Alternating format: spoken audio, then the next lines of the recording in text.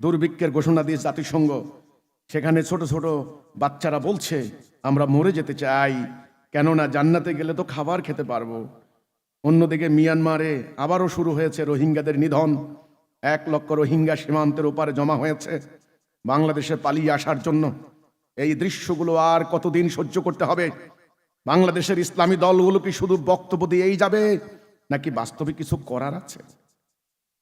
কঠিন প্রশ্ন ভাই, যিনি প্রশ্ন করেছেন। আর কত সহ্য করবেন? হ্যাঁ, ঐক্যবদ্ধ না হওয়া পর্যন্ত এই জিল্লতি বন্ধ হবে না। ঈমান না আনা পর্যন্ত এই জিল্লতি বন্ধ হবে না। এই জিল্লতি বন্ধ করার জন্য আমরা মাঠে নেমেছি। তোমরা যারা এখানে আজকে সম্মেলনে উপস্থিত হয়েছো, তোমরা কি বিশ্ব মানবতার মুক্তির জন্য কি তোমরা প্রস্তুতি নিচ্ছ?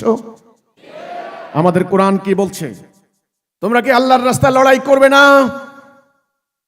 নির্যাতিত নারী পুরুষ আল্লাহর নিকট ফরিয়াদ করছে, আল্লাহ রাব্বুল আলামিন এই জালেমদের হাত থেকে আমাদেরকে রক্ষা করো আল্লাহ। আল্লাহ তোমার পক্ষ থেকে সাহায্যকারী পাঠাও। তোমরা কি আল্লাহর পক্ষ থেকে আল্লাহর সাহায্যকারী নাও? তোমরা বলেছো তোমরা আল্লাহর মনোনীত, তোমরা বলেছো তোমরা মুমিন, তোমরা বলেছো তোমরা বিশ্বাস করো আল্লাহ তোমাদের সাহায্য করবেন। যদি তোমরা আল্লাহর মনোনীত হয়ে থাকো, তাহলে যাও নিপীড়িত মানবতার মুক্তির জন্য। আর তোমরা মায়ের আঁচল ধরে বসে থেকো না। থাকবো না আর বদ্ধ ঘরে, দেখবো এবার জগৎটাকে। থাকবো না আর বদ্ধ ঘরে। তোমরা যাও, ছুটে যাও। তোমার মা তোমাকে আঁচল দিয়ে ধরে রাখবেন। মাকে বলবে, মা আমরা যদি না জাগি মা, কেমনে সকাল হবে? তোমার ছেলে জাগলে মাগো রাত পোহাবে তবে। এই রাত সময়ের রাত নয়, এই রাত জিল্লতির রাত। এই যা রাত অমানিসার অন্ধকার, এই রাত জুলুমের রাত, এই রাত্রি বঞ্চনার রাত্রি, যে গভীর রাত্রিতে প্রবেশ করেছে, ঘুটঘুটে অন্ধকারে প্রবেশ করেছে মুসলিম জাতি।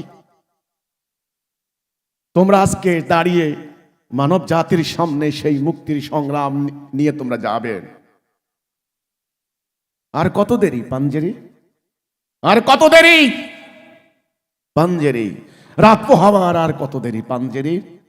আমরা শক্তি, আমরা বল, আমরা ছাত্র দল।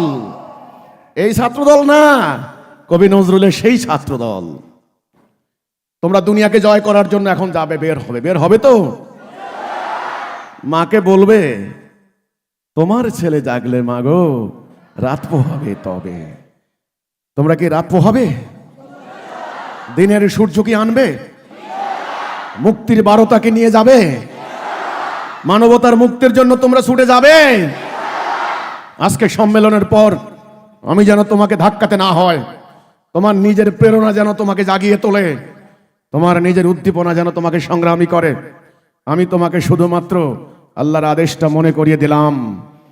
আল্লাহ বলেছেন, যদি তোমরা আমার রাস্তায় অভিযানে বের না হও, এমন শাস্তি দেব, অন্য জাতি তোমাদের উপর চাপিয়ে দেব, তোমরা কিচ্ছু করতে পারবে না।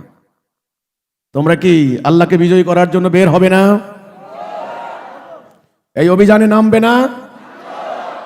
এই ফিলিস্তিনি মুসলমানদের এই দুর্গতি আমাদেরকে শিক্ষা দিচ্ছে, আর আমাদের ঘরে বসে থাকার কোনো সুযোগ নাই। অলরেডি বাংলাদেশ সীমানার চারদিকে তারা জড়ো করছে বাঙালি মুসলমানদেরকে জোর করে ঢুকিয়ে দেওয়ার জন্য। তোমরা কি জানো? জানো? এটা খবর রাখিও, এখনই প্রস্তুতি নাও। বাংলাদেশে যারা রাজনীতি করে ওদের দ্বারা এই জাতিকে ঐক্যবদ্ধ করা সম্ভব নয়।